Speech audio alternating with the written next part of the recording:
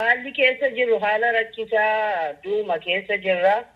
Ijoollee qabannee balbala cufaa keessa jirra. Meeshaan nurraa dhufaa. Wanti nyaata wanti dhugan hin jiru. Ibsaan hin jiru. Bishaan hin jiru. Ijoolleen qoonqoo nurkatti dhumtee qoonqoo duwwaatu hin ta'in sammuu mataanii fi ijoolleen gara sammuu ishee dhabuurra jirra. Yeroo meeshaan irratti dhufa'u ofirratti fincaa'u ofirratti haqu. Bishaan hin jiru. Waan ittiin hin jiru. Waan nunnu hin jiru. Lafatti gadi qabnaa. Waan jennu wallaallee kuma kana keessa jirra. Ijoollee meeqa qabdu? Ijoollee lamaan qaban. Inni tokko waggaa 13, isheen tokko waggaa 8.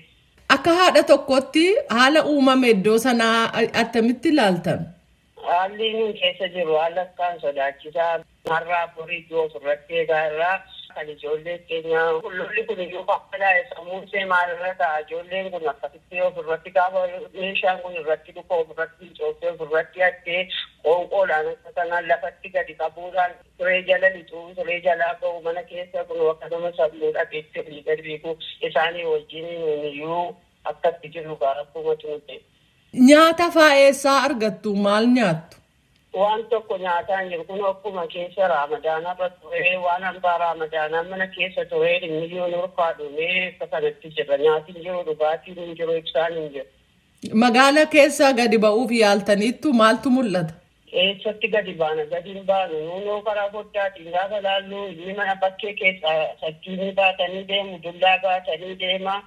Inni kaan nama saabaa inni kaan nama rukutaa nuun gadi hin baanu eessatti gadi baana abbaan biyyaayyuu mana keessa jira. Waggaa meeqa egaa biyyaa baatanii? Ani naannoo waggaa 17 abbaa warraa koo garuu xiqqummaa amaan dhufee warra gara waggaa 35 biyya kana. Waajjira UNHCR'tti waan iyyattan qabdu? Iyyatamii namoonni baay'ee bilbilanii iyyuu balbala cufaa keessara waan goonu hin qabnu waan goonu hin qabnu iyyuu rakkina keessa guddaa jirra warra jedhantu jira.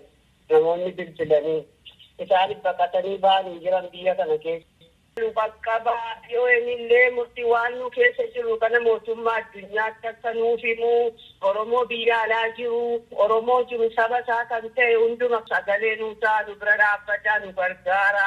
Du'a keessa nu dhiisaa ijoollee keenya baasaa ijoollee mataa nurkatti naanneera qoonqoo dhugteetti nullee takka jaanneerra ijoolleen kun bor baratteellee guddattee biyya bishitii ijoollee keenya bira dhaabbataa nu bira dhaabbataa jenna saba Oromootiin. Nu qaqqabaa waan nu keessa jiru nu beekaa nu qaqqabaa jedhii nu iyyattatillee. Haala waliigalaa kan hawaasa baqattoota Oromoo magaalaa Kaartuum naannoo Jireesheexaa jedhamu laalchisee durataa akka ta'an obbo Iyyaasuu Adoolaa akka jedhanitti. Naannoon keenya amma dhugaa dubbachuudhaaf dhukaasi tokko tokkotti dhaga'ama malee dhukaasi baay'inaan baay'atee hin jiru ammaa fi garuu waraanni magaalaa keessa marsee jira. Naannoo Saafaa jedhamu kan Kanaar naannoo dirree xayyaara kana gubbaarraanii marsee taa'aa jira. Garuu dhukaasi hin jiru ammaa fi tokko tokkotti dhukaa. Waraanni kun waraana Fexinoo Daraashee jedhamu kan magaalaa marsee jiru amma isaani magaalaa qabatanii jiran. Kan Saayitaanaa pireezidaantii moo? Isaani. Egaa baqattoonni mee maal keessa jirtu? Dhugaa baqattoonni baay'ee cinqama hamaa keessa jiru.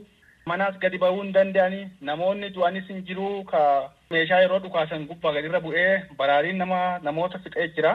Baay'ee rakkisaadha baqattootaa fi dhugaa kan mana keessaa baqatee immoo mana namaatti dabalamee jira. Haalli amma naannoon nuusee jiru kun baay'ee rakkisaadha. Warri baqatuu danda'u immoo keessaa deemeera. Namoonni gara biyya ollaatti baqatan jiru. Isin namoota Itoophiyaarraa dhuftan wanta akkasii kan godhe jira? Amma nu keessaa baqataa namni ta'ee baqataa seeraan galmaa'eeru asii ba'ee deemeera kan jedhu odeeffannoos hin qabu hin argine.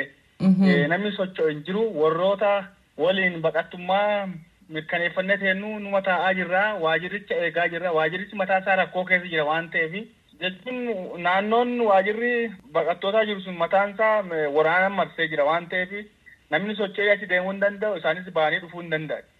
Isiniinoo baqattootaan dhaamsaan yookiin waan addaa garaan wanti isinitti himamee jira? Waan tokko namni tokko baqataa dubbisee hin jiru. Baqattoonni immoo ofii kennaa namoonni bilbila yaalan jiru bilbilli hin bahu. Warra bilbilamee gaafatame immoo nuyyuu rakkoo keessa jirra bishaanis elektirikiis argataa hin jirru. Yaada jedhanii dhugaadha kunis isaanis dhugaa akka rakkoo keessa jiran nutillee hubanna rakkoo keessa jiran. Egaa har'a dhukaasa dhaabinsa kanaan qabatee wanti addaa argitan maayinni?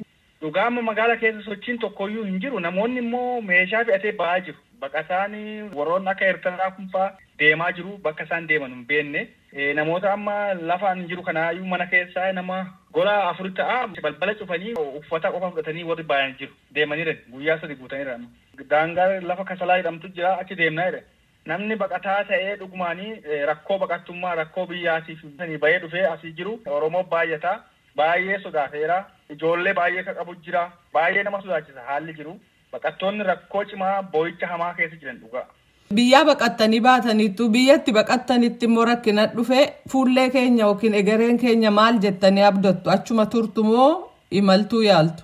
Dhugaan gamma baqataa seeraan galmaa'ee qaama dhimmi ilaallatuutti isinillee gama keessanii akka nu iyyattu hin barbaannaa. Nuti immoo sagalee dhageessisuuf waajjira gaafa inni tokkollee deebii nuu kennan jiru. Haga ammaatti immoo baay'ee cinqama hamaa keessa jirra. Garaa garaan bilbila yaalaa jiranii namoonni garuu rakkoo guddaa hamaa keessa jira dhugaa karaa ittiin baanu hin jiru. Baqannees immoo asii bayanee biyya biraatti seenuudhaaf baay'ee sodaachisa haalli magaalaa irra jiru. Nuti gara biyya sanatti deebi'uun sodaanna waan ta'eef deemuu hin dandeenye. Iyyata baqattoota kanaaf deebii argachuuf jecha itti gaafatamaa waajjira UNHCR Sudaan ka ta'an Axel Bishop bilbila harka isaanii irratti akkasumas bilbila waajjirichaan aangoota biroo argachuuf yaaliin taasise ammaaf hin milkoofne akka arganneetti ka dhiyeessinu ta'a an jaallannee gammadaati.